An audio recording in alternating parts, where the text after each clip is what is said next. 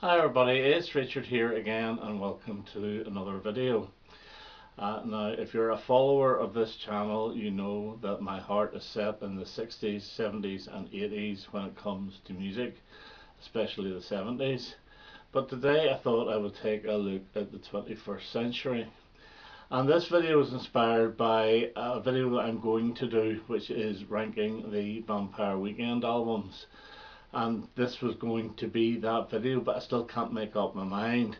So what I decided to do is to go through each year of the 2000s, from 2000 to 2024, and just show my favourite album. Now, as I said, I'm a big fan of the 70s, 80s, etc.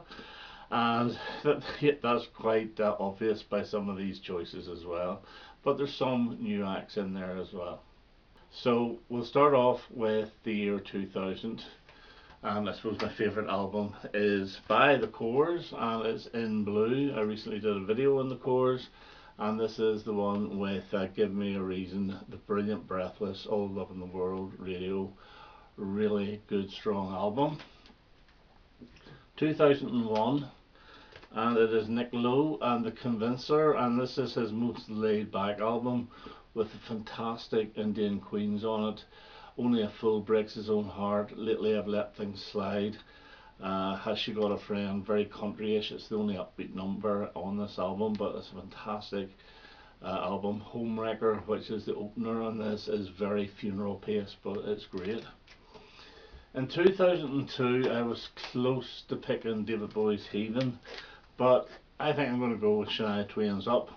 And this is a really good pop country album with Forever and For Always, which I've always loved. The title track, I'm Gonna Get You Good, Ka-Ching. Very, very strong album. It's a double album. It's got, I think, 16 or 17 songs on it. It's actually got 19 songs on it. So it really is a true double album, and that's my 2002 pick. 2003, and it is David Bowie, and it's Reality. And this is his touring album. He wanted to make an album where he could sing the songs of the new album. It was easy to reproduce on stage. And you get New Killer Star, which is great. Never Get Old, which is probably his best song of the 21st century, apart from Black Star. And I think it's absolutely magnificent. Days, Fall Dog Bombs the Moon is brilliant as well. The only one I'm not that keen on is Try Some by Some, the cover of George Harrison's song from his Living in the Material World album. I just never was that keen on the song. But yeah, really, really good, strong rock album. In 2004, I was struggling to pick, and I've actually decided to go with this one. And it's Norah Jones, and it's Feels Like Home. And I think this is better than her previous album, which is Come Away With Me, I think. And it is quite jazzy, it is very laid back, but I think it's really, really nice. Survive, What Am I to Do, Carnival Town, In the Morning, a really nice album. So Norah Jones, Feels Like Home gets my 2004. 2005, and it's a CD because it's never been released on vinyl, and it's the Proclaimers' Restless Soul. This is absolutely brilliant, and this is probably their best album. It has Every Day I Try, which is, I think, even catchier than I'm Gonna Be 500 Miles. It's got the title track, When Love Struck You Down, DIY, which is actually quite a scathing song, but it's also a very catchy song, and She's Brighter, a really good track. Wonderful, wonderful album from Proclaimers. It didn't do very well on the charts, but still, I think it's my number one Proclaimers album. 2006, we have Highway Companion by Tom Petty, and this to me is one of his best as well. It's definitely his best of the 21st century, and it's got the really acoustic-y but sing-along big weekend, which is great. Flirting with Time has got a real 60s feel to it. This Old Town is very good. Down South, I think, is my favourite track off this, even though it is a rip-off of Bob Dylan's Love Minus Zero No Limit. But fantastic album produced by Jeff Lynne, and this is the one you wouldn't think was produced by Jeff Lynne because the reins were held back a little bit. but still really brilliant album, and it's from 2006. 2007, and I'm going to give it to this. I don't think I've ever shown this before, and it's Mika, Life in Cartoon Motion, and this is just a fantastic pop album with the brilliant Grace Kelly, a #1 hit single, and deservedly so. Lollipop is really funny. Love Today, another great single. Happy Ending, Any Other Wood, Billy Brown, all really good pop songs. Now I bought his second album, which was nowhere near as good as this, so to me this is the only decent album he's done, because I heard the third as well and it was even worse. So Mika, Life in Cartoon Motion gets 2007. Now 2008, and it's Vampire Weekend, and it's their debut album, and I'm not going to talk too much about these because I am probably in the next video or the next two videos doing the ranking, but all I'll say is a fantastic debut. Couple of songs I'll just mention, like Walcott is probably my favourite track off this, Oxford, A Punk. So Vampire Weekend, 2008. 2009, and I'm giving it to Paloma Faith, and Do You Want the Truth or Something Beautiful, and this is her best album. The title track is my favourite track that she's ever done, and then Play On is another brilliant song as well. Stone Cold Sober, Smoke and Mirrors, Broken Doll, all great tracks, and she's never bettered this album. She's had good albums, don't get me wrong, but this one is just above the rest. So that's for 2009. 2010, and we have Vampire Weekend again, and it is Contra. And I'm not going to tell you where I would put this in comparison to the second album, but all I'll say is probably my favourite track off here is Taxi Cab, and the song that got me into Vampire Weekend, which is White Sky. Absolutely brilliant album.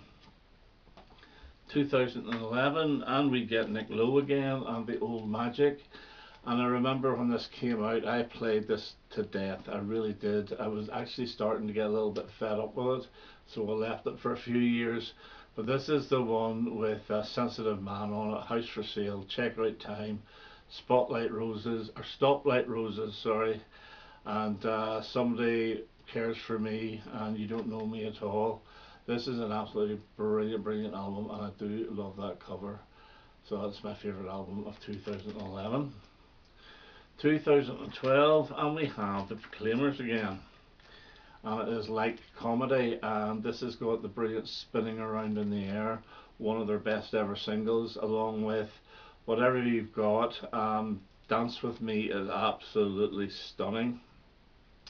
Theirs is a brilliant song as well, Women and Wine, a mix, and The Thought of You, a really good album, but I do prefer the one I showed, Restless Soul, but this still gets my 2012.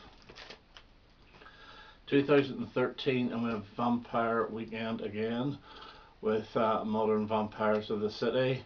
Great tracks like Obvious, Bicycle, Diane Young, and the fantastic Hey Ya, or Ya Hey actually. So that's my 2013 album. 2014, I don't have very many albums, and the best of what I've got is Chrissie Hynde Stockholm, which is a really strong album. It actually goes back to the 60s a little bit, especially with the opening track, You or No One. Dark Sunglasses was the big hit, but It's a Miracle, House of Cards, all very good songs, and I will be doing a Pretenders and Chrissie Hynde ranking somewhere down the line. I'm going to mix the two of them, because basically Chrissie Hynde was the Pretenders. Okay, next up is 2015, and another CD, and I have to get this right because I never can, and it's Wisdom, Laughter and Lines by Paul Heaton and Jackie Abbott, and this is fantastic. This has got The Austerity of Love, one of their best ever singles, as well as Man Is the Biggest Bitch of All, and I think they changed that to Witch of All for the video. It does have Heatonville on it, which sometimes I like, sometimes I'm not too keen on. And there's another big single off this, I believe, which was I Don't See Them, I think. Really strong album, and it is their best album. And they've already had, I think it's about 4 or 5 albums, and this is the second one. So 2015 is Wisdom, Laughter and Lines. 2016, it has to be Black Star with the title track Lazarus, 'Tis a Pity She Was a Whore. A really good album, and what a way to go for David Bowie. This came out about 3 days before he died, and what a present to leave. So Black Star gets 2016. 2017, and it was a bit of a struggle as well, but I'm giving it to the Corrs and Jupiter Calling. Now, whenever this came out, I bought it in CD, and I wasn't that keen on it, but I have been playing the Corrs a lot this year, and this one really has gone up in my estimations. Son of Solomon, Chasing Shadows, Dear Life, Butter Flutter, all really good songs. It's a little bit more laid back and a little less Irishy than the previous albums, but it's really good. The production is really sort of pulled back on this one, and it sounds great. So the Corrs and Jupiter Calling at 2017. 2018, and it's Lindsey Buckingham and Christine McVie, and this is basically Fleetwood Mac without Stevie Nicks. Sleeping Around the Corner is really good. In My World, Red Sun, Too Far Gone, Came to Pretend, Feel About You, all really good tracks, and it's a pity that Christine passed away. Was it last year or the year before? 2019, and surprise surprise, we have Vampire Weekend again with Father of the Bride. Hold You Now with Danielle Haim, I think is really good. Harmony Hall is great. Sunflower is the one I'm not that keen on. It's the only one I'm not that keen. Stranger is fantastic. We Belong Together, which is almost like a folky type song with Danielle Haim again. Really good, and it is my favourite of 2019. And talking of Danielle Haim, 2020, and it's Women in Music Part 3, and this is a really good album with Summer Girl on it. Now I'm in it, Hallelujah, Los Angeles, The Steps, really good, and this possibly is their best. I do really like the first one. The second one, not as good, and you can see there's a record store day single from a couple of years back as well, kept in here. So Women in Music Part 3, really good album from 2020. 2021, and it has to be, without a shadow of a doubt, Voyage by ABBA, and I'll show the alternate cover this time. This is brilliant with I Still Have Faith in You. What a single.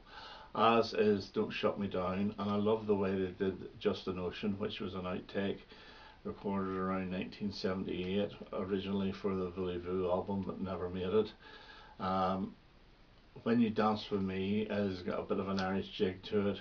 Ode to Freedom, what a track, absolutely beautiful. And I really love Bumblebee, the track that Frida sings.